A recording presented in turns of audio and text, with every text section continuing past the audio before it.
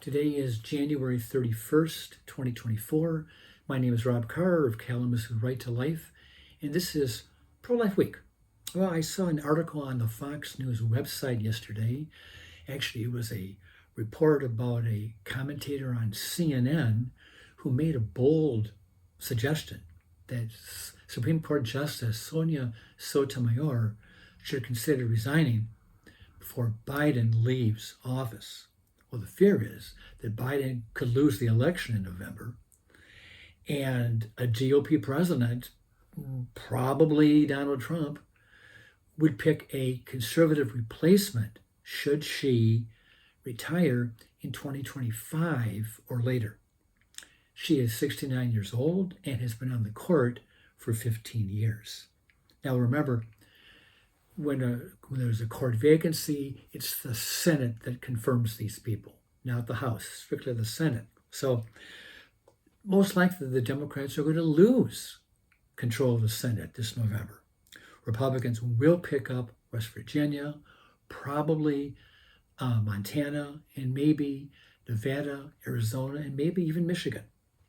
I think at the least the configuration of the Senate will be 52 Republicans and 48 Democrats, maybe even a little more, depending on how well the Republicans do in November. The Democrats need to retain control of the Senate if they want to block a Trump nominee on the High Court. Okay, let's getting back to Sotomayor. Let's do the math here. If Trump serves 4 years followed by two-term Republican president, that's 12 years. If she were to stay on the court, hanging on until a Democrat would take office, she would be 81 years old. Do Democrats want to take that chance? Remember what happened to Ruth Bader Ginsburg. Democrats were saying privately that Ruth ought to retire when during Obama's second term, to make sure that he could pick a younger, healthy replacement. But no, she didn't do that. She hung on too long. From their point of view, she hung on too long. And then about a month and a half before the election in 2020, she dies of cancer, and Trump nominates Amy Coney Barrett, and she is confirmed on the Senate in a close vote.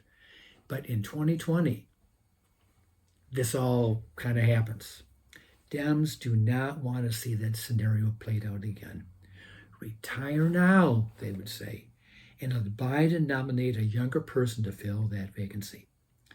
If Dems are worried about a conservative court, and we know they're very worried, Biden can shore up that liberal minority wing by picking a liberal justice. Better a 6-3 majority than a 7-2 conservative majority. Well, they would desperately don't want to see that. This fear is contingent on Biden losing in November. And Dems have much to be concerned about. His popularity is about 37%. Everything he has touched has not turned to gold, especially the southern border. And you see now that he's talking tough. Yeah, we're gonna shut down the border. I mean, he's only talking tough because he knows it's a losing issue.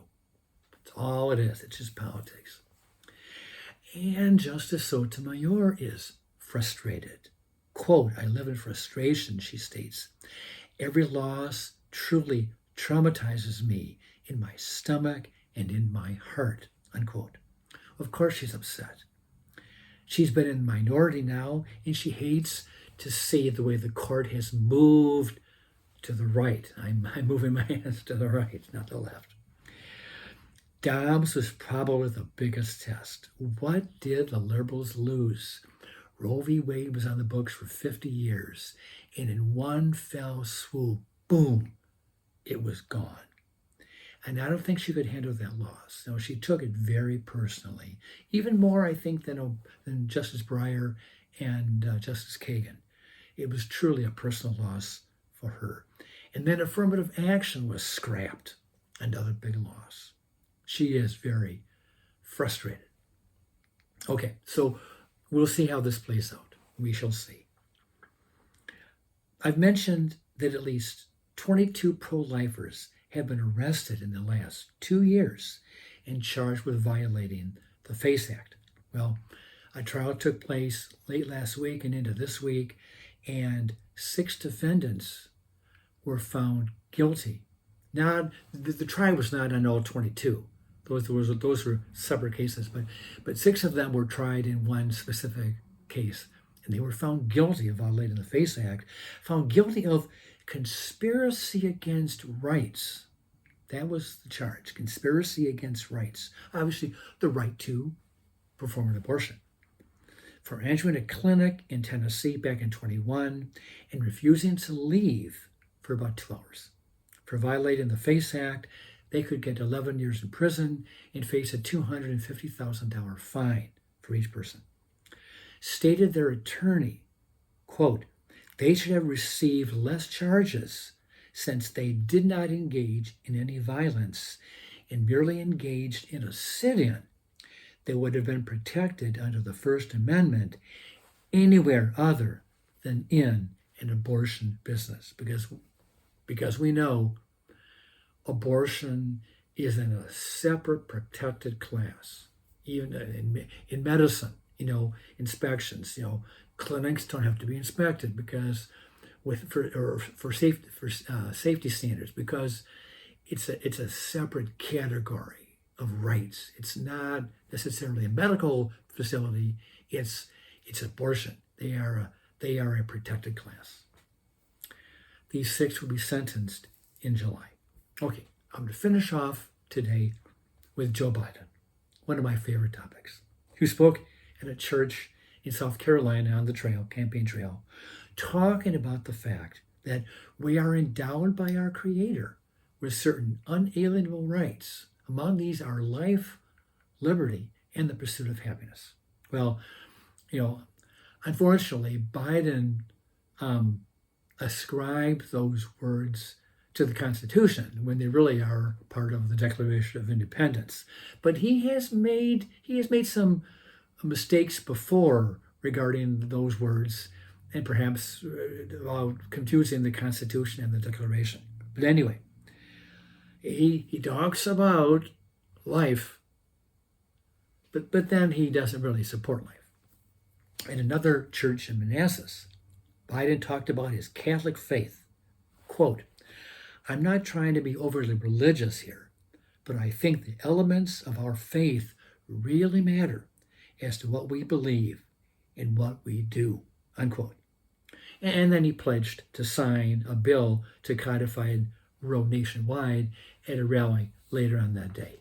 Well, said Bishop Michael Burbridge of the Arlington, Virginia diocese, just outside of D.C., quote, President Biden has made abortion the centerpiece of his campaign.